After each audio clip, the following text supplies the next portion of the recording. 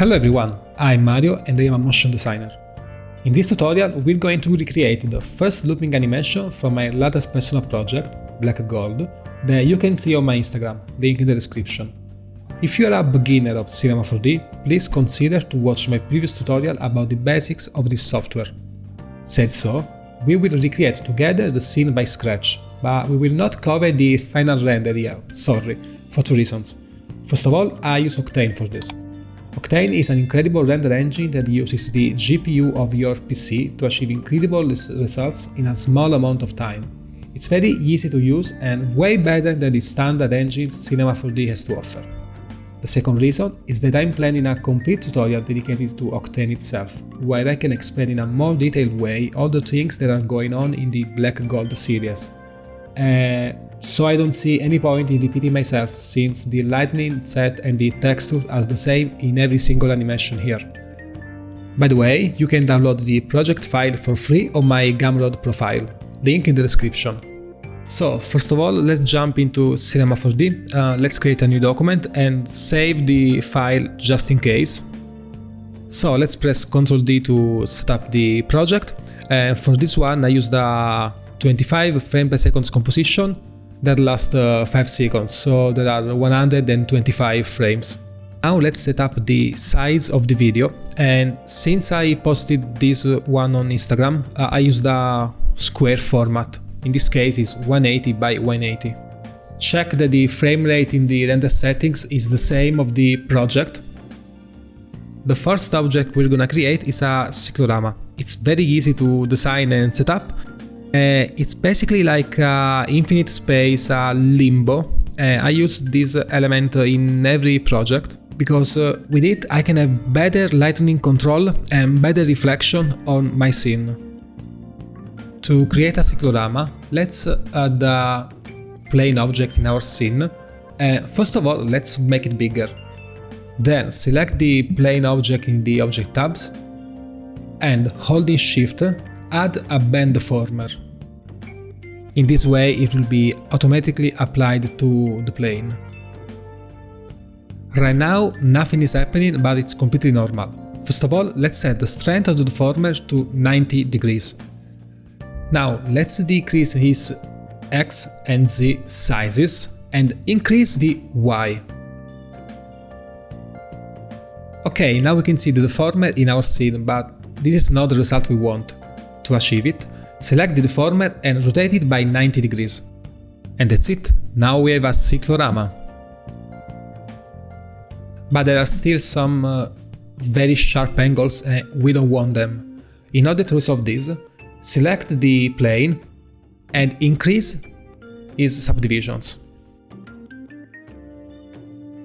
Now we can also move the bend in case we want to have more control on the object. Okay, let's increase the plane size just a little bit.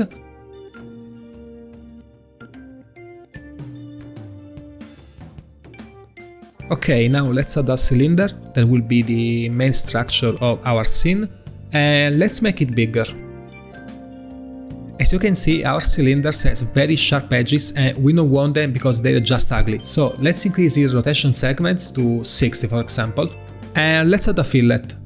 Remember to add a fillet in every object you create, because otherwise in the final render your objects will look like unpleasant.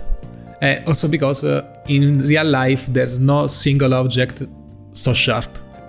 So in this case my fillet will be very small just to give a little bit of details. Now let's group these objects with Alt and G, and let's call the group main structure. Now the next object to add in our scene is a short cube. And just as you know, in this tutorial I'm not following the exercises of the original video. So don't follow them. This is just a tutorial about the process. You don't have to copy my numbers. Now let's add a little bit of fillet.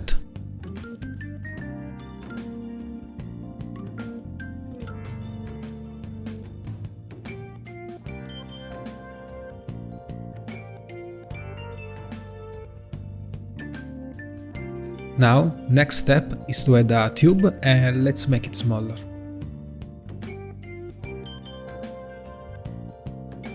And don't forget to add some fillet. Now let's go to the deformer panel and let's add a taper deformer, holding shift to apply the deformer to our object. And basically the taper deformer makes one side of our object much larger than the other. So let's increase the strength until we find a result that we like.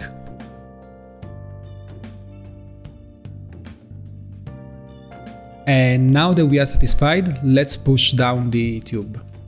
If you get distracted by the deformer, you can hide it in the viewport. It will be applied, but you will not see the blue shape of the deformer.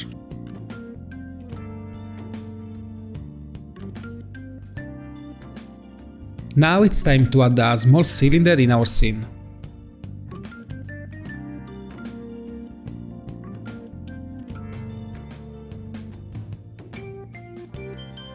Don't forget to add some subdivisions, and when you're happy with it, press C to convert the cylinder into a polygon object. As I said in the previous tutorial, a polygon cylinder will act strange because their faces are not connected, so go to Point Selection, click Ctrl A to select all the points of the object, then click U and O to connect them all together, so we have a single object now. In my video, I wanted to add more details to this object, and for doing that, I created a double color version of it, and it's pretty easy to do this. So press K and L to access the Cut tool. Now click on a random point of the cylinder and increase the number of cuts in this panel. Now we can create more cuts at the same distance. Click on the face selection and press UL to access the loop selection. Let's select just the even subdivisions, and don't forget to hold Shift to add more selections. Then press D to enter the Extrude tool, and holding the left click of your mouse, let's do an inward extrusion. Okay, I forgot to record this part honestly, so sorry. Since we wanted to create a double color object, we can do this in a very simple way. After you've completed the extrusion, don't move anything, go to Select and Set Selection. Now you can see a little red triangle next to your cylinder. This means that we have saved the information of the selection. To apply a material to that specific selection, it's easy. Just put a material next to the object. This is gonna be our primary material. Then let's apply the other material. Click on it, and in this tab selection, drag and drop the red triangle. And that's it, we've applied two colors, one to the object and one to its selection. Okay, now let's go back to our model clicking this button. And now it's time to place the cylinder in this right position, and I'm just using movement and rotation.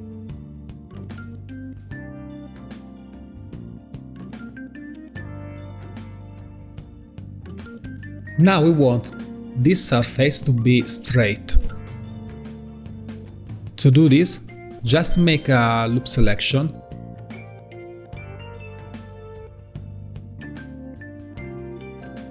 and then click on this button. With it, we can switch between the object axis and the world axis. Then press T to edit his scale and set the selection scale to 0. Don't forget to hold Shift to quantize the transformation. And as you can see, now the surface is perfectly straight. And now it's time to create another cylinder. This one will be very tiny.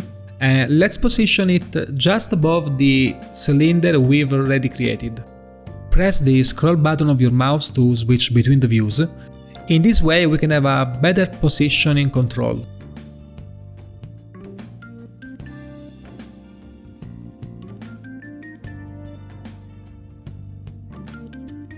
Don't forget to add some fillet, and when you've done, let's create a cone object.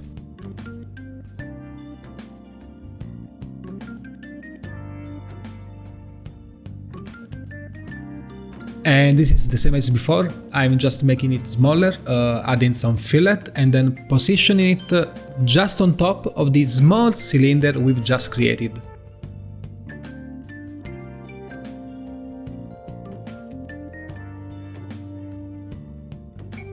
And this time, just to make things a little bit more interesting, let's rotate the cone. In this way, it will appear like in equilibrium above all the composition.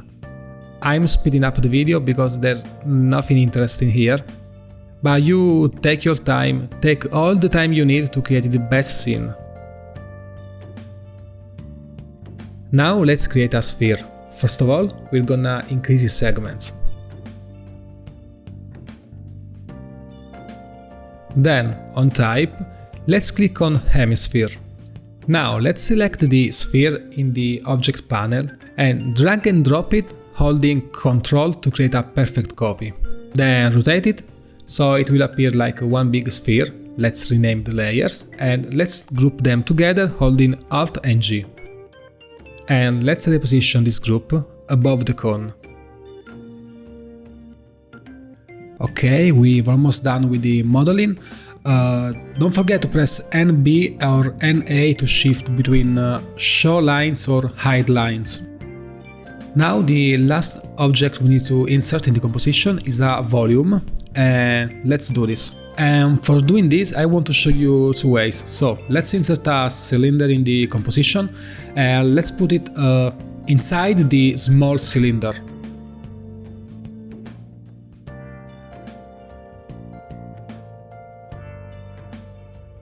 Now duplicate this object holding Ctrl and drag and drop it in the Object panel. And I renamed this last one as minus. And let's move it like this. Now we want to subtract the small cylinder from the bigger one, so in this way we can create a hole in the object. So the first way is adding a bool object, then drag and drop both cylinders inside of it, and in settings click A subtract B, then move the cylinders in order to create just one object with a hole inside of it. And this is the first way. I'm not a big fan of bools, because first of all, as you can see in the final object we have a lot of triangles, and Cinema 4D doesn't like triangles. And they will have unexpected behaviors, especially when you animate them or when you're gonna deform it. So for static images, it's okay to use bool, but if you have to animate something, just forget about it. So the second way, delete the bool object, select one cylinder and add a volume builder holding Alt. Okay, now the visualization is pretty strange, but don't panic, it's perfectly normal, because right now we are converting our object into a volume, so it's okay if you see this. And the first thing you need to do is go to voxel size and set it low. For example, 1, it's okay in this case. And bear in mind that the lower the voxel size will be, the slower your scene will perform. Okay, now let's drag and drop the small cylinder, the minus one, in the volume builder, and we can see just a single object, but we want to subtract the smaller from the bigger. So go to the object tab of the volume builder and set near to the minus the mode in subtract. Now go to smooth layer. We can see that another object called smooth layer is added to the object panel of volume builder. In filter type you can choose between various ways to calculate the smoothness of your object. There's no rule here, just select the one you prefer. For that, select volume builder and add a volume measure holding Alt, and boom, we have created our volume. And bear in mind that whenever you create a volume with the volume builder, you will need the volume measure at the end, or you will not see any object in your final render. And a little trick, just to speed up the performance of your scene, Go to the adaptive settings of the volume measure and put something like 0.1. In this way we can lower the polygon counts of the object but still having a nice looking aspect. Okay, now it's time to set up a camera. Go to the camera settings, and this is my personal habit, but I love to have big focal length. Just because in this way I can simulate an isometric style without using an isometric camera. As you can see, if I use an isometric camera, I don't have so much control on it. For example, I can't even rotate the camera. So I just use a perspective with a big focal length, so I can have the same look of an isometric camera but with way more control.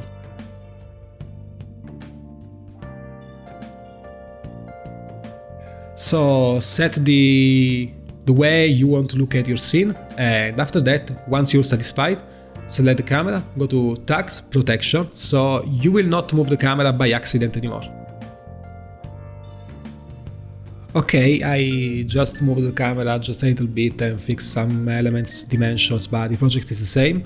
So let's look again at the animation we want to recreate. And as you can see, there are just a bunch of rotations, so there's nothing very complex here. Let's create them together.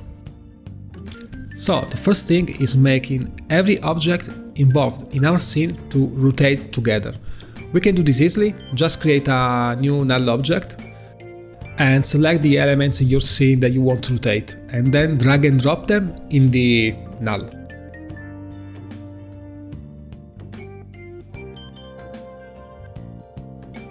Okay, now let's try to rotate the null, and I think it works. So let's go back and rename the null, for example, in all moving objects. Okay, let's say we want a group to spin around 2 times. It's easy, go to the null object, go to his coordinates, be sure to touch the right settings, for example in this case is the H rotation, set a keyframe at the first frame, then go to the last frame of the timeline, then write 360 by 2 and click on the keyframe to confirm the transformation. If we skip from the last keyframe to the first one, we can see nothing is happening. This is because our animation is looping, but if we click on the play button, we can see the transformation. And we can also see that our animation has a different acceleration over time, and we need to remove it to have a better loop. So go to Window and go to the Dope Sheet or Shift and F3 and find the keyframe of the animation, and to move in this tab hold the 1 key of your keyboard and use the left click of your mouse. Then in the graph editor we can see the acceleration of the movement, and to remove it select both keyframes and click this button to set the velocity to linear. So the rotation will have a constant velocity, and our loop is definitely better than before.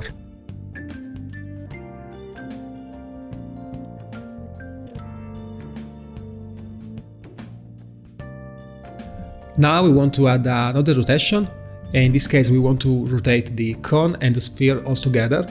So create a group with the spheres and then with the cone holding Alt and G. And if we try to rotate this group, the rotation is okay, but is not what we want. So in this case we want the rotation to start from the bottom corner of the cone.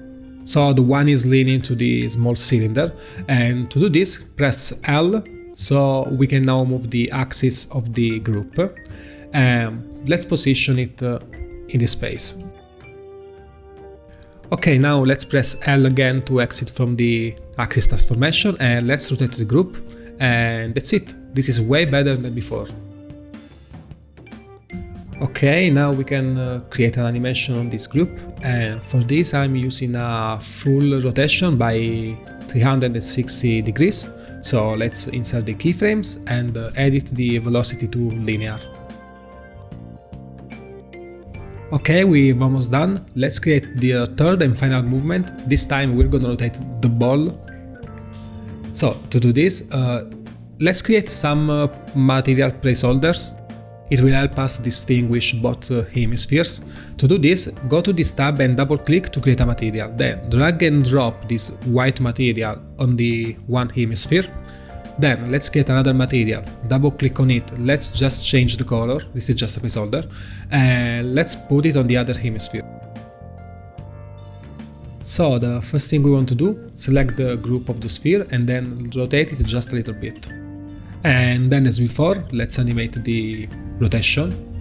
So insert keyframe, make the velocity linear. In this case I will try some different options. Let me start with the one minus 360 degrees.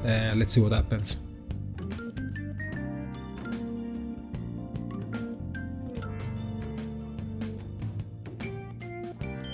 Okay, I don't really like this movement. Let's go for minus 720 degrees, so 2 complete rounds.